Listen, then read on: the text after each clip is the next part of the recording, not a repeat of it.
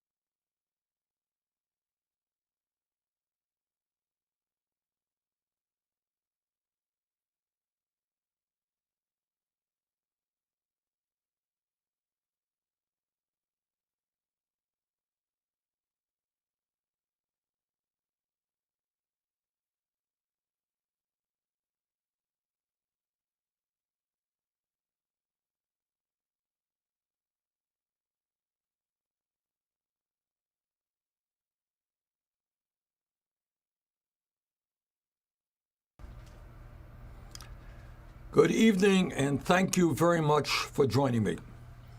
Election days come and go, but political and social revolutions that attempt to transform our society never end. They continue every day, every week, and every month in the fight to create a nation and world of social and economic justice. That's what the trade union movement is about. That's what the civil rights movement is about. That's what the women's movement is about. That's what the gay rights movement is about. That's what the environmental movement is about. And that's what this campaign has been about over the past year. That's what the political revolution is about, and that's why the political revolution must continue into the future. Real change never takes place from the top on down, or in the living rooms of wealthy campaign contributors. It always occurs from the bottom on up when tens of millions of people say loudly and clearly, enough is enough, and they become engaged in the fight for justice. That's what the political revolution we helped start is all about. That's why the political revolution must continue. When we began this campaign a little over a year ago, we had no political organization, no money, and very little name recognition. The media determined that we were a fringe campaign. Nobody thought we were going anywhere. Well, a lot has changed over a year. During this campaign, we won more than 12 million votes. We won 22 state primaries and caucuses. We came very close, within 2 points or less, in 5 more states. In other words, our vision for the future of this country is not some kind of fringe idea. It is not a radical idea. It is mainstream. It is what millions of Americans believe in and want to see happen. And something else extraordinarily important happened in this campaign that makes me very optimistic about the future of our country, something that, frankly, I had not anticipated. And that is that in virtually every state that we contested, we won the overwhelming majority of the votes of people 45 years of age or younger, sometimes, may I say, by huge numbers. These are the people who are determined to shape the future of our country. These are the people who are the future of our country. Together in this campaign, 1.5 million people came out to our rallies and town meetings in almost every state in the country.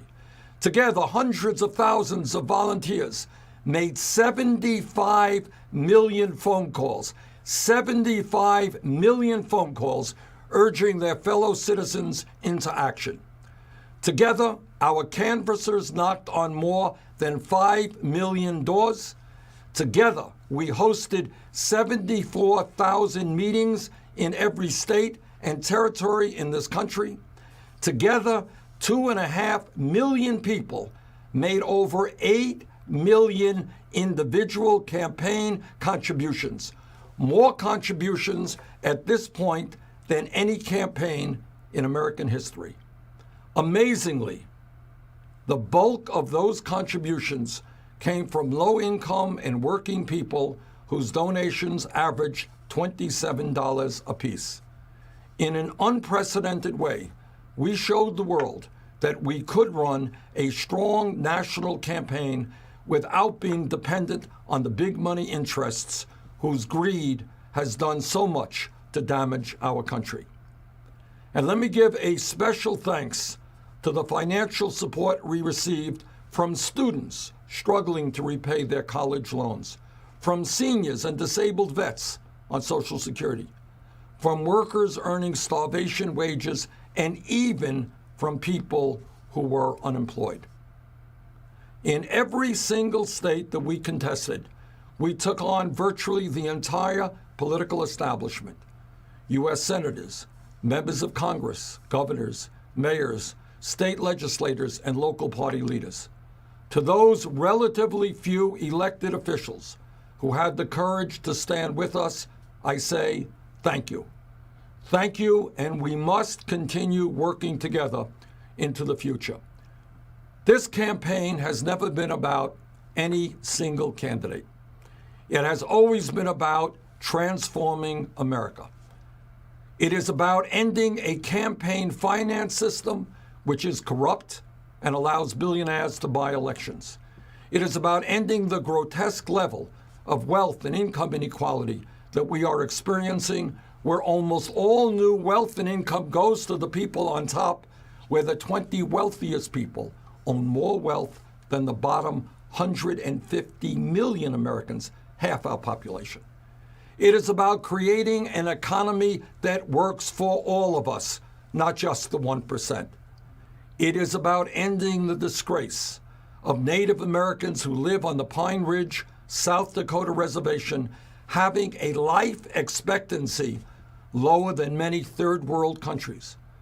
It is about ending the incredible despair that exists in many parts of this country, where, as a result of unemployment and low wages, suicide, drugs, and alcohol, millions of Americans are now dying in a historic way, in an ahistoric way, at a younger age than their parents. Think about it. People today by the millions dying at a lower age than their parents. It is about ending the disgrace of having the highest level of childhood poverty of almost any major country on earth, and having public schools in inner cities that are totally failing our children, where kids now stand a greater chance of ending up in jail than ending up with a college degree. It is about ending the disgrace that millions of undocumented people in this country continue to live in fear and are exploited every day on their jobs because they have no legal rights. It is about ending the disgrace of tens of thousands of Americans dying every single year from preventable deaths because they either lack health insurance, have high deductibles, or cannot afford the outrageously high cost of the prescription drugs they need. tens of thousands of Americans dying needlessly. It is about ending the disgrace of hundreds of thousands of bright young people unable to go to college because their families are poor or working class, while millions more struggle with suffocating levels of student debt. It is about ending the pain of a young single mother in Nevada, in tears, telling me that she doesn't know how she and her daughter can make it on the $10.45 an hour she earns. And the reality that today millions of our fellow Americans are working at wages that are much, much too low. It is about ending the disgrace of a mother in Flint, Michigan, telling me what has happened to the intellectual development of her child as a result of excessive lead in the water in that city, of many thousands of homes in California and other communities where people are unable to drink the polluted water that comes out of their faucets. In America, in the year 2016, in a nation whose infrastructure is crumbling before our eyes. It is about ending the disgrace that too many veterans still sleep out on the streets, that homelessness is increasing, and that tens of millions of Americans, because of a lack of affordable housing, are now paying 40, 50% or more of their limited incomes to put a roof over their heads. It is about ending the disgrace that in a given year, corporations making billions of dollars in profit avoid paying a nickel in federal taxes because they stash their money in the Cayman Islands and in other tax havens. This campaign is also about defeating Donald Trump, the Republican candidate for president. After centuries of racism, sexism, and discrimination of all forms in our country, we do not need a major party candidate who makes bigotry the cornerstone of his campaign. We cannot have a president who insults Mexicans and Latinos, Muslims, women, and African Americans. We cannot have a president who, in the midst of so much income and wealth inequality, wants to give hundreds of billions of dollars in tax breaks to the very, very rich. We cannot have a president who, despite all of the scientific evidence, believes that climate change is a hoax. The major political task that together we face in the next 5 months is to make certain that Donald Trump is defeated and defeated badly. And I personally intend to begin my role in that process in a very short period of time.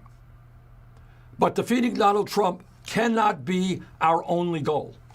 We must continue our grassroots effort to create the America that we know we can become. And we must take that energy into the Democratic National Convention on July 25th in Philadelphia, where we will have more than 1,900 delegates. I recently had the opportunity to meet with Secretary Clinton and discuss some of the very important issues facing our country and the Democratic Party. It is no secret that Secretary Clinton and I have strong disagreements on some very, very important issues. It is also true that our views are quite close on others. I look forward in the coming weeks to continued discussion between the two campaigns to make certain that your voices are heard and that the Democratic Party passes the most progressive platform in its history, and that Democrats actually fight for that agenda. I also look forward to working with Secretary Clinton to transform the Democratic Party so that it becomes a party of working people and young people and not just wealthy campaign contributors. A party that has the guts to take on Wall Street, the pharmaceutical industry, the fossil fuel industry, and the other powerful special interests that dominate so much of our political and economic life. As I have said throughout this campaign, the Democratic Party must support raising the federal minimum wage to $15 an hour and create millions of jobs rebuilding our crumbling infrastructure. We must ensure that women will no longer make 79 cents on the dollar compared to men, and that we fight for pay equity. We must also fight to make certain that women throughout this country have the right to control their own bodies. We must protect the right of our gay brothers and sisters to marriage equality in every state in America. As the recent tragedy in Orlando has made crystal clear, we must ban the sale and distribution of assault weapons, end the gun show loophole, and expand instant background checks.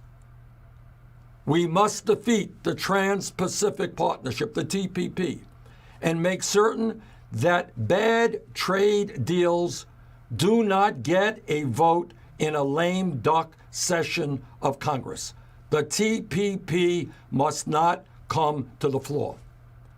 We must resist all efforts to cut Social Security and, in fact, expand benefits for our senior citizens and disabled veterans. We must understand that the greed, recklessness, and illegal behavior on Wall Street has to end, that we need to pass a modern-day Glass-Steagall legislation, and that we need to break up the biggest financial institutions in this country, who not only remain too big to fail, but who prevent the kind of vigorous competition that a healthy financial system requires. We must aggressively combat climate change and transform our energy system, move to energy efficiency and sustainable energy, and impose a tax on carbon. It means that, further, we must protect our water supply by banning fracking. We must compete effectively in a global economy by making public colleges and universities tuition-free and substantially reduce student debt. We must join the rest of the industrialized world and guarantee health care to all of our people as a right, not a privilege. We must end the disgrace of having more people in jail than any other country on earth and move toward real criminal justice reform at the federal, state, and local levels. We must pass comprehensive immigration reform and provide a path toward citizenship for 11 million undocumented people. We must take a hard look at the waste, cost overruns, and inefficiencies in every branch of government, including the Department of Defense. And we must make certain that our brave young men and women in the military are not thrown into perpetual warfare in the Middle East or other wars that we should not be fighting. But the political revolution means much more than fighting for our ideals at the Democratic National Convention and defeating Donald Trump. It means that at every level, we continue the fight to make our society a nation of economic, social, racial, and environmental justice. It means that we can no longer ignore the fact that, sadly, the current Democratic Party leadership has turned its back on dozens of states and has allowed right-wing politicians to win elections in some states with virtually no opposition, including some of the poorest states in our country. The Democratic Party needs a 50-state strategy. We may not win in every state tomorrow, but we will never win unless we recruit good candidates and develop organizations that compete effectively in the future. We must provide resources to those states which have so long been ignored. Most importantly, the Democratic Party needs leadership which is prepared to open its doors and welcome into its ranks working people and young people. That is the energy we need to transform the Democratic Party, take on the special interests, and transform our country. Here is a cold, hard fact that must be addressed. Since 2009, some 900 legislative seats have been lost to Republicans in state after state throughout this country. In fact, the Republican Party now controls 31 state legislatures and controls both the governor's mansions and state houses in 23 states. That is unacceptable. We need to start engaging at the local and state level in an unprecedented way. Hundreds of thousands of volunteers helped us make political history during this last year. These are people deeply concerned about the future of our country and about their own communities. Now we need many of them to start running for school boards, city councils, county commissions, state legislatures, and governorships. State and local governments make enormously important decisions, and we cannot allow right-wing Republicans to increasingly control them. I hope very much that many of you watching tonight are prepared to engage at that level. Please go to my website at berniesanders.com/win to learn more about how you can effectively run for office or get involved in politics at the local or state level. I have no doubt that with the energy and enthusiasm our campaign has shown, that we can win significant numbers of local and state elections if people are prepared to become involved. I also hope that people will give serious thought to running for statewide offices and the United States Congress. We need new blood in the political process, and you are that new blood.